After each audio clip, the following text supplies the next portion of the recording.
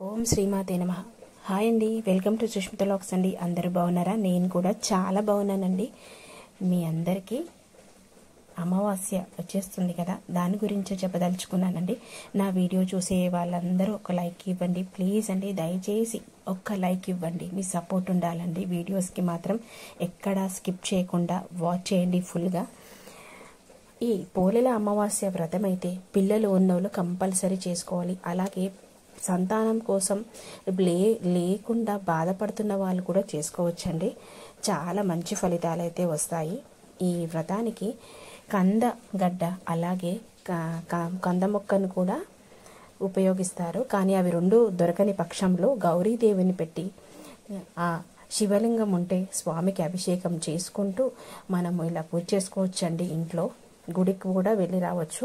కానీ ముందుగా ఈ పోలేల అమావాస్య కథనైతే వివరిస్తానండి. అందరూ ఎక్కడ స్కిప్ చేయకుండా ఈ వ్రతం చేసిన కథ విన్నా చాలా మంచిదండి. కనీసం కథ విన్నా కానీ మన పిల్లల క్షేమం కోసం ప్రతి ఒక్క తల్లి ఈ కథనైతే వినాలండి. ఆ గౌరీదేవి ఆశీస్సులు కలగాలని ఈ కథనైతే చెప్తున్నానండి.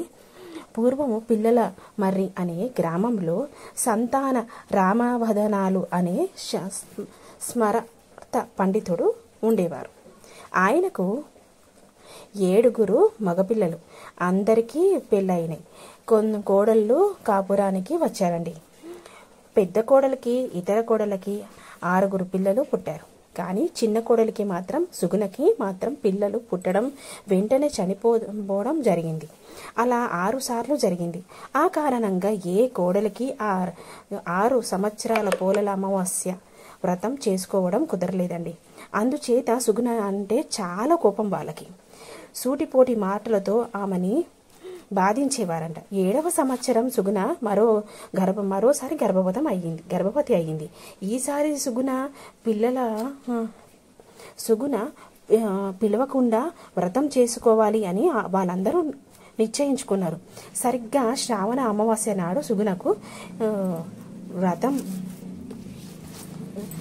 ప్రసవమైన మృత శిశువు పుట్టింది.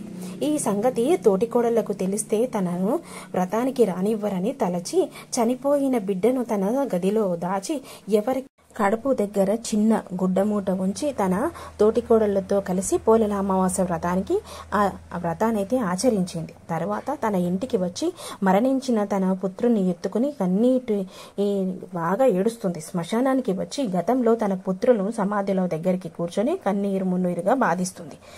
అప్పటికే చాలా చీకటి పడింది. ఆ సమయంలో గ్రామ సంచారిగా దేవి పోలేలమ్మ దేవి సంచరిస్తూ సుగుణను దగ్గరికి వచ్చి ఎందుకు రోధిస్తున్నావు అని అడిగింది. పోలేలమ్మను చూసి సుగుణ తన కన్నీటి గాథను చెప్పుకుంది, వివరించిందంట. చాలా బాగా ఏడ్చుకుంటూ పోలేలమ్మ అయ్యో అని జాలిపడి, సుగుణ బాధపడకు, నీ పుత్రులు సమాధుల దగ్గరికి వెళ్ళి ఏ పేర్లైతే నువ్వు పెట్టదలుచుకున్నావో ఆ పేర్లతో పిలువు అని చెప్పి మాయమైపోయిందంట. సుగుణ వెంటనే ఆ సమాధి వద్దకు వెళ్ళి తన పుత్రులని పేరున పిలిచిందంట. వెంటనే ఆ సమాధుల నుంచి ఆమె పిలిచిన సజీవమైన పిల్లలు లేచి వచ్చి తనని కౌగిలించుకున్నారంట. సుగుణ ఆనందంగా వారిని వెంబడి పెట్టుకొని తన ఇంటికి వచ్చి జరిగిందంతా తన తోటికోడళ్లకు చెప్పింది.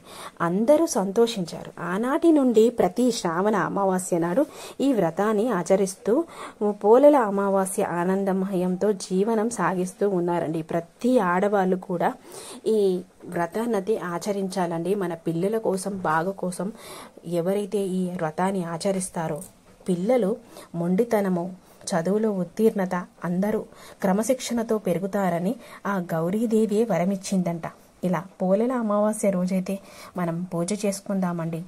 కానీ ఈ పూజకి స్కంద మొక్క ఉండాలని అనుకుంటున్నారు. మొక్క లేకపోయినా పర్వాలేదండి, భక్తితో చేస్తే చాలు. గౌరీదేవిని ఇలా పసుపుతో గౌరమ్మని చేసుకొని ఈ కథనైతే వినాలండి కంపల్సరీగా.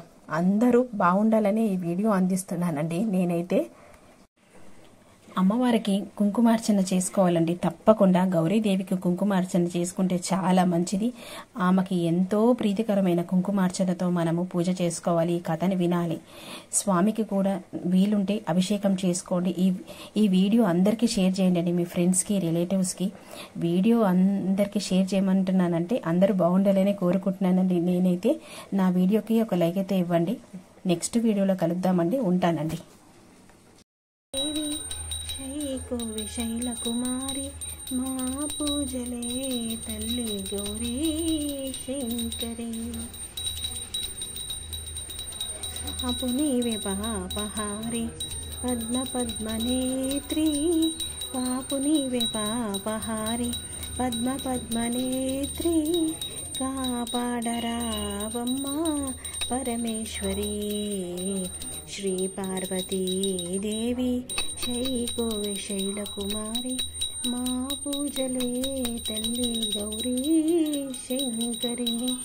ఓం నమ